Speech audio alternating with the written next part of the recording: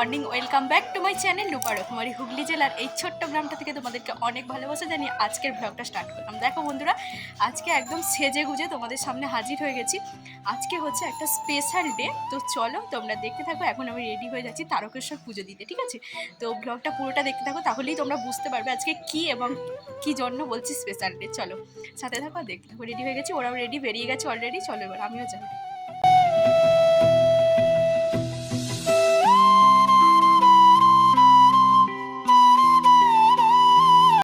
আজ হলো 15ই বৈশাখ, রবিবার।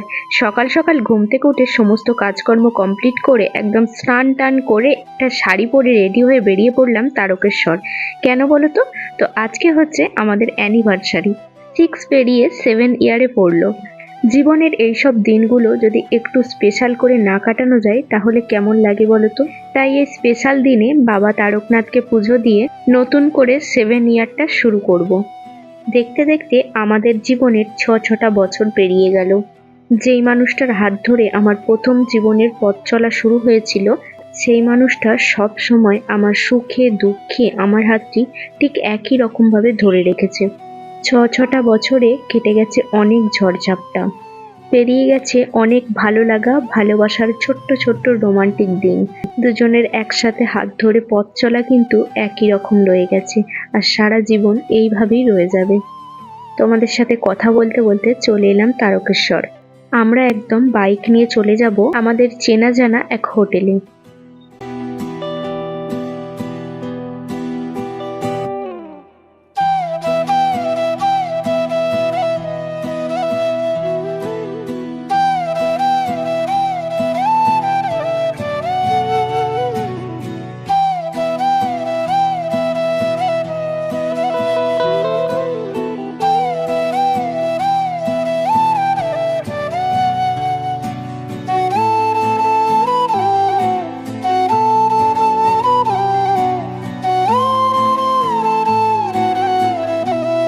চলে এলাম আমাদের সেই চেনা জানা হোটেল উমানিবাস। আমরা যতবার তারকেশ্বর মন্দিরে পুজো দিতে আসি ততবারই আমরা এই হোটেলটাতেই উঠি। এটা আমাদের চেনা জানা একটা হোটেল, আর এদের সার্ভিসও খুব ভালো। তোমরা যদি কেউ তারকেশ্বর এসে থাকো অবশ্যই একবার এই হোটেলটায় উঠে দেখো।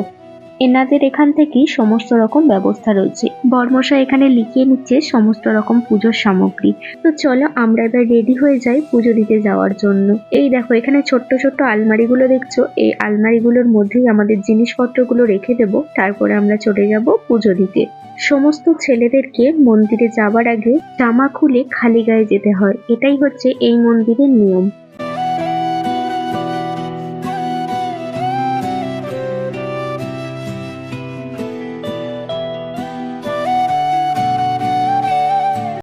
এটাই হচ্ছে মন্দিরের মেন গেট। মেন গেট দিয়ে এবার আমি মন্দিরের ভিতরে প্রবেশ করছি।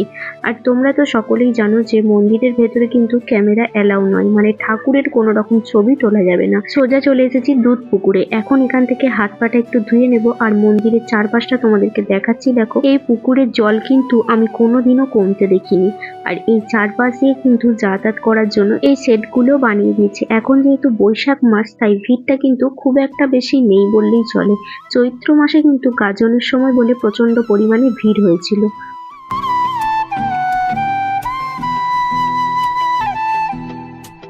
দুধপুকুর থেকে হাত পা ধুয়ে মাথায় জল দিয়ে চলে এলাম মন্দিরে। দেখো মন্দিরে এখন মোটামুটি ভিড় হয়েছে, তো আমরা এখন লাইনে দাঁড়িয়ে রয়েছি আর তোমাদের সাথে শেয়ার করছি। দেখো লাইনে দাঁড়ানোর সঙ্গে সঙ্গে এখানে একজন এসে আমাদের কপালে দেখো ডমরু আর ত্রিশূল এঁকে দিয়ে চলে গেল। তো পুজো দিতে এসে, বিশেষ করে তারকেশ্বরে পুজো দিতে এসে এরকম যদি ডমরু আর ত্রিশূল না আঁকা যায় না, বেশ পুজো পুজো ফিলিংসটাই আসে না। তোমাদেরকে এটাই বলছিলাম যে আমাদের কিন্তু খুব ভালোভাবে আজকের পুজোটা দেওয়া হয়েছে। পুজো দেওয়া কমপ্লিট, চলে এলাম আবার হোটেলে।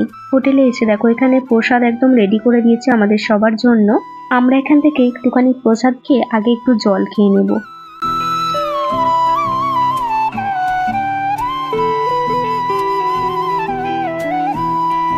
প্রসাদ খেয়ে একটুখানি জল খেয়ে হোটেল থেকে প্রসাদ নিয়ে বেরিয়ে পড়লাম বাড়ির উদ্দেশ্যে।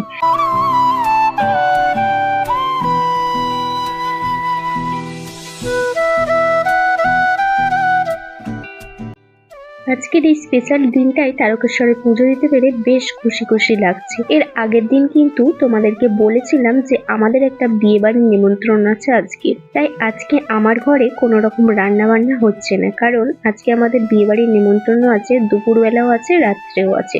তো এখান থেকে পুজো দিয়ে বাড়ি গিয়ে তারপরে যাব হচ্ছে বিয়ে বাড়ি।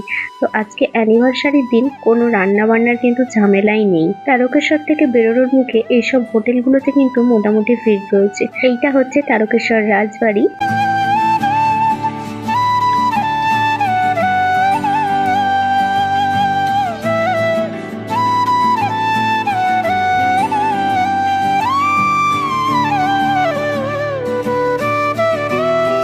চলে এলাম বাড়িতে এসে দেখো আমাদের অবস্থা পুরো খারাপ হয়ে গেছে, কারণ প্রচন্ড পরিমাণে রোদ আর প্রচন্ড পরিমাণে গরম। তো চলো এখন আমি একটুখানি রেডি হয়ে নিই, এটাই আমি তোমাদেরকে বোঝানোর চেষ্টা করছি। তো চলো এবার ঝটাঝট শাড়িটাকে চেঞ্জ করে অন্য একটা শাড়ি পরে আর মুখটা একটু ফ্রেশ রেডি হয়ে বেরিয়ে পড়লাম বিয়ে বাড়ি। তো চলো, বিয়ে বাড়িটা হচ্ছে আমাদের বাড়ি থেকে একটুখানি এগিয়ে গিয়ে, এই দেখো এটা হচ্ছে বিয়ে বাড়ির গেট। তো চলো এবার ভিতরে যাওয়া যাক। যেহেতু দুপুরবেলা হয়ে গেছিল তাই প্রচন্ড পরিমাণে খিদেও পেয়ে গেছিল, বিয়ে বাড়িতে গিয়ে জাস্ট একটুখানি বসেই চলে এসেছি খাওয়া দাওয়া করতে। আর জানো তো বন্ধুরা, এইবারে আমাদের কিন্তু অ্যানিভার্সারি সেলিব্রেটটা সেরকম ভাবে আমরা করিনি। প্রত্যেক বছর যেমন পারি একটুখানি কেক এনে আমরা সেলিব্রেট করি, বাট এই বছর আমরা কিন্তু করিনি। তো চলো খাওয়া দাওয়াটা করে নিয়ে একদম দেখা করছি তোমাদের সাথে পুরো সন্ধ্যাবেলা। দুপুরবেলা আসার পরে খাওয়া দাওয়া করে একটুখানি রেস্ট নিচ্ছিলাম। বরমশাই চলে গেছিল ডিউটি, তো ও ডিউটি থেকে দেখো কিছুক্ষণের জন্য ছুটি নিয়ে বাড়ি এসেছে বিয়ে বাড়ি যাবো বলে।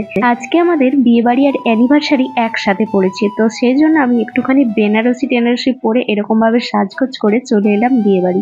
বিয়ে বাড়িতে এসেই দেখি বরের গাড়ি চলে এসেছে। তো চলো এখন এবার ভিতরে যা যাক, তার আগে তোমাদেরকে সামনেটা দেখিয়ে দিই, মানে গেটটা খুব সুন্দর করেছে। এইটা হচ্ছে বর আর বউ, এদের ছবি দিয়ে খুব সুন্দর সাজিয়েছে এখানটা, সামনেটা দারুণ লাগছে দেখতে। তো চলো এবার ভিতরে যাওয়া যাক।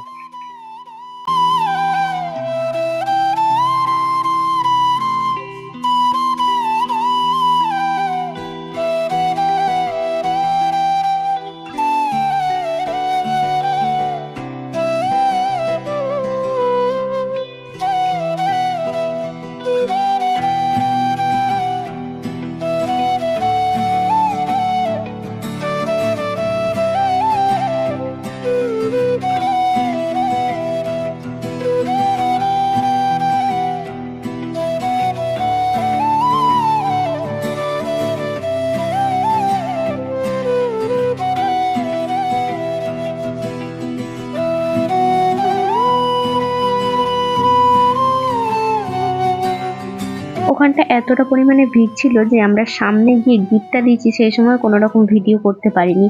তো চলো তারপরে একটুখানি ওখানে ছবি টবি তুলে চলে এলাম খাওয়া দাওয়া করতে। প্যান্ডেলে এসে দেখি এখানে এক ব্যাচ বসেছে, তো একটুখানি দাঁড়িয়ে রইলাম। এই ব্যাচটা উঠে গেলেই আমরা বসে পড়বো খাওয়া দাওয়া করতে।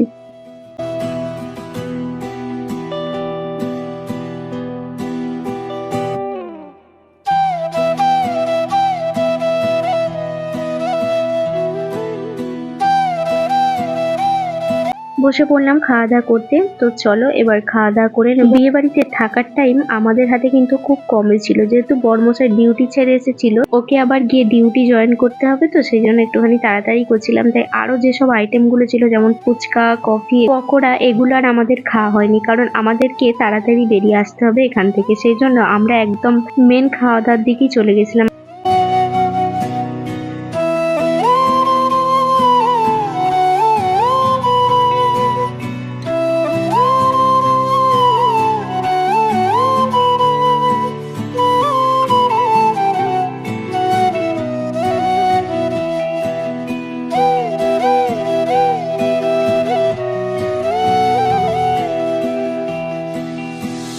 খাবারগুলো ছিল জাস্ট ওয়াও, কোনো কথা হবে না, শুধু খাওয়া দাওয়া হবে। তো চলো এখন এবার খাওয়া দাওয়াটা কমপ্লিট করে নিই। আর দেখো মামাম এখানে একটা বেবি নান নিয়ে কেমন ভাবে খাচ্ছে দেখো।